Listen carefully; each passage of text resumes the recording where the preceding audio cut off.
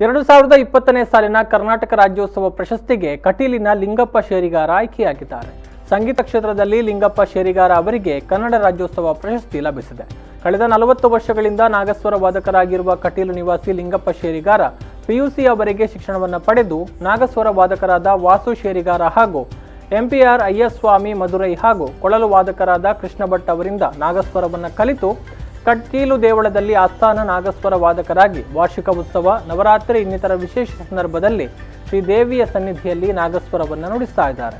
ಕರಾವಳಿಯ ಕೊಲ್ಲೂರು, ಸುಬ್ರಹ್ಮಣ್ಯ, ಧರ್ಮಸ್ಥಳ, ಉಡುಪಿ ಶ್ರೀಕೃಷ್ಣ ಮಠದಲ್ಲಿ ಪರ್ಯಾಯ ಸಂದರ್ಭ, ಬೆಂಗಳೂರಿನ ಮಲ್ಲೇಶ್ವರಂನ ರಾಘವೇಂದ್ರ ಮಠ, ವಿಶಾಖಪಟ್ಟಣದ ಆಂಜನೇಯ ದೇವಸ್ಥಾನ, ಮಧುರೈನ ನಾಗರ್ಕೋಯಿಲ್ನಲ್ಲಿ ಕಚೇರಿಯನ್ನು ನಡೆಸಿದ್ದಾರೆ. 2007ರಲ್ಲಿ ಕಟೀಲಿನ ಬ್ರಹ್ಮಕಲಶೋತ್ಸವದ ಸಾರ್ವಜನಿಕ ಸನ್ಮಾನ, ಕೃಷ್ಣ ಮಠದಿಂದ ಕೃಷ್ಣಾನುಗ್ರಹ ಪ್ರಶಸ್ತಿ, ಪಲಿಮಾರು ಮಠಾಧೀಶರಿಂದ ನಾಗಸ್ವರ ವಿಶಾರದ, ಕಂಚಿ ಕಾಮಕೋಟಿ ಮಠಾಧೀಶರಿಂದ ಬಂಗಾರದ ಪದಕ, ಕಟೀಲು ಪ್ರಾಥಮಿಕ ಶಾಲೆಯ ಶತಮಾನೋತ್ಸವ ಪುರಸ್ಕಾರ, ಸಾಹಿತ್ಯ ಸಮ್ಮೇಳನದಲ್ಲಿ ವಿದ್ವತ್ ಸನ್ಮಾನ, ದಿವಂಗತ ಗೋಪಾಲಕೃಷ್ಣ ಅಸ್ತ್ರಣ್ಣ ಪ್ರಶಸ್ತಿಯ ಸಹಿತ ಹಲವು ಸನ್ಮಾನಗಳನ್ನು ಪಡೆದಿದ್ದಾರೆ.